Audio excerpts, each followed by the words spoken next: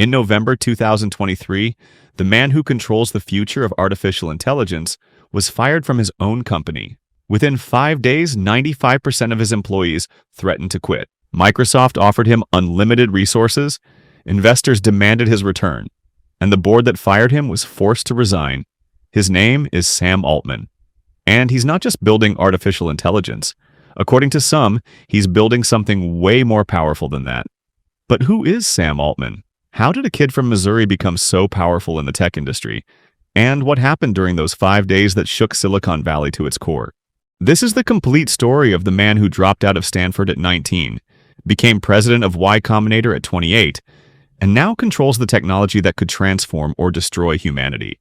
April 22nd, 1985, Chicago, Illinois. Sam Altman was born in Chicago and moved to St. Louis, Missouri as a young boy. At age 8, he received his first computer, and that would change his life forever. But Sam wasn't like other kids. He excelled in mathematics and computer science from an early age, showing an innate ability that would later define his career. He attended John Burroughs School, one of the country's best private schools, where he participated in debate club and math competitions. But there was something else that defined Sam's childhood, something that made him different, something he kept hidden until he was 17 years old. At 17, Sam Altman came out as gay in front of his entire high school. Growing up gay in the Midwest in the 2000s was not the most awesome thing, he later admitted.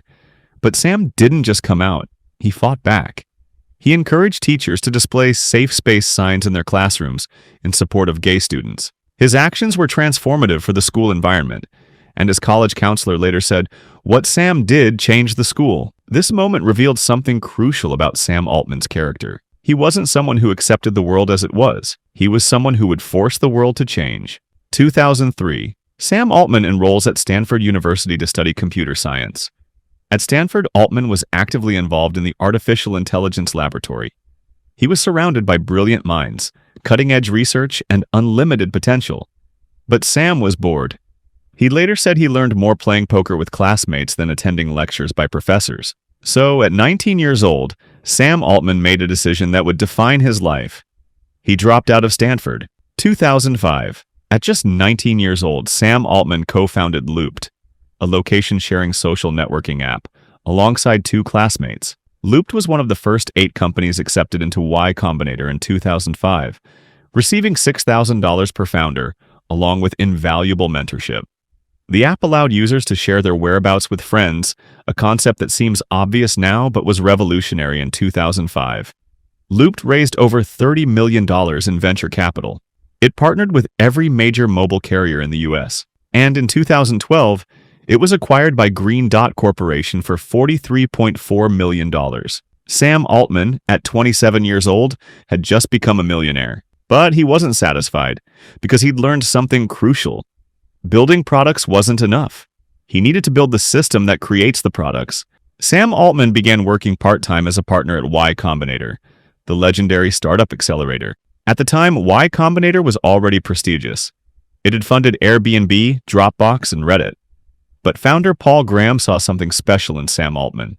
In 2014, Graham asked Altman to succeed him as president of Y Combinator, and Altman accepted. Sam was only 28 years old, and he was about to become one of the most powerful people in Silicon Valley. Under Sam Altman, Y Combinator didn't just grow, it transformed. By the time Altman stepped down as president in 2019, Y Combinator had helped about 1,900 companies. Sam had a philosophy: find brilliant, ambitious people, give them money, get out of their way, and watch them change the world. But Y Combinator wasn't just about making money. It was about identifying the future. And Sam was obsessed with one particular future: artificial intelligence. By 2015, Sam Altman had become convinced that artificial intelligence would be the most important technology in human history. He believed AI could cure diseases, end poverty, solve climate change, transform every aspect of human existence. But he also believed AI could destroy humanity if it wasn't developed responsibly. Altman compared the work of developing AI to the Manhattan Project, which developed the first atomic bomb. The question wasn't whether AI would be built. The question was, who would build it? And would they use that power responsibly? Sam Altman decided he needed to be the one building it. December 2015. OpenAI was founded as a non-profit organization to develop AI for the benefit of humanity. Altman and Tesla CEO Elon Musk were co-chairs of the organization. OpenAI started with $1 billion in funding provided by Altman, Musk, entrepreneur Peter Thiel, and Amazon Web Services, among others. The mission was simple but audacious. Build artificial general intelligence AI that could match or surpass human intelligence, and ensure it benefits all of humanity, not just the wealthy and powerful. But within 3 years, the dream started to fracture. Elon Musk told Altman that Musk should run OpenAI so that it could catch up to Google. Altman stated that by 2017, nothing was working and Google had everything. All the talent, all the people, all the money. The proposition was rejected by Altman and OpenAI's other co-founders, and Musk left OpenAI in February 2018. Publicly, Musk said he left due to conflicts of interest with Tesla's AI work. But privately, the split was about control, about vision, about who would own the future. And Sam Altman was left in charge. OpenAI made a controversial decision. It created a for-profit subsidiary. Microsoft invested approximately $13 billion into OpenAI's for-profit arm, OpenAI Global, becoming the financial engine that powered OpenAI. The reasoning was simple. Advanced AI required massive computing power. Computing power required billions of dollars, and billions of dollars required investors who expected returns. But this created a fundamental tension. How do you serve humanity while serving shareholders? OpenAI released ChatGPT, and according to former board member Helen Toner, the board was not informed in advance and found out about it on Twitter.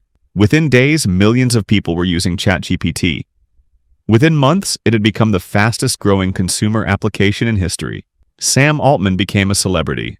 OpenAI's valuation hit $80 billion. The AI revolution had arrived, and Sam was at the center of it all. In May 2023, Altman testified before the United States Senate, urging lawmakers to create regulations and safeguards around AI.